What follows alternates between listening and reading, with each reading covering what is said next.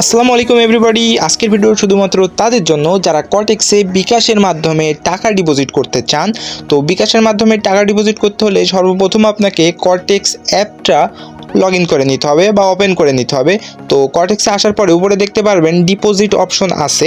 তো ডিপোজিট অপশনে সবার প্রথমে আপনারা ক্লিক করবেন। তো ক্লিক করার পরে এখানে দেখতে পারবেন ডিপোজিট করার জন্য অনেকগুলো ডিপোজিট মেথড পাওয়া যাবে। তো এখান থেকে আপনারা যেটার মাধ্যমে ডিপোজিট করবেন আর কি সেটা সিলেক্ট করবেন। তো আমরা এখান থেকে যেহেতু বিকাশের মাধ্যমে টাকা ডিপোজিট করব, তাই আমরা বিকাশ P2Cতে ক্লিক করব। তো বিকাশ P2Cতে ক্লিক করলে আপনারা এখানে দেখতে পারবেন যে বিকাশের মাধ্যমে আমরা সর্বনিম্ন ডিপোজিট করতে পারবো কত টাকা, 1200 টাকা।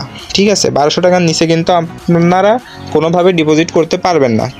আর 1200 টাকা ডিপোজিট করলেও আপনাদের $10 হবে না।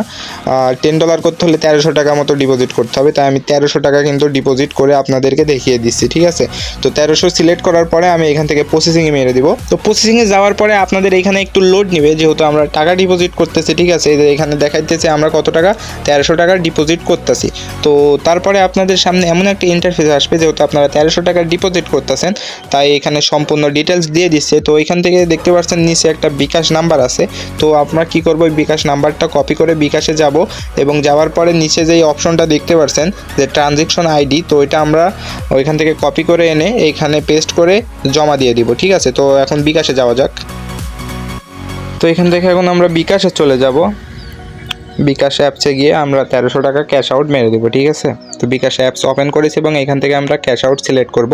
আর যে নাম্বারটা কপি করে এনেছিলাম ওইটা এখানে পেস্ট করে দিয়ে আমরা 1300 টাকা যেহেতু ডিপোজিট করছি, 1300 টাকা আমরা এখানে লিখে দিব। ঠিক আছে, তো এখান থেকে এগিয়ে গিয়ে আমরা এখন পাসওয়ার্ডটা দিয়ে দেবো, আমার বিকাশের পাসওয়ার্ড দিয়ে এখন আমি টাকা ক্যাশ আউট মেরে দিব।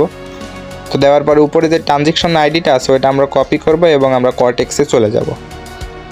তো কটেক্সে যেয়ে সাথে সাথে কিন্তু আমরা যেই ট্রানজ্যাকশনটা আনছি ওইটা পেস্ট করব না, কিছুক্ষণ অপেক্ষা করব, কারণ তাদের যে পেজটা আছে ওইখানে একটু ফ্লাপ হতে দেরি হয়। তো কিছুক্ষণ অপেক্ষা করার পরে আমরা ট্রানজ্যাকশনটা দিয়ে জমা দিয়ে দিব। ঠিক আছে, তো জমা দেওয়ার পরে আপনাদের সামনে এমন ইন্টারফেস আসবে যে পেমেন্ট চলছে।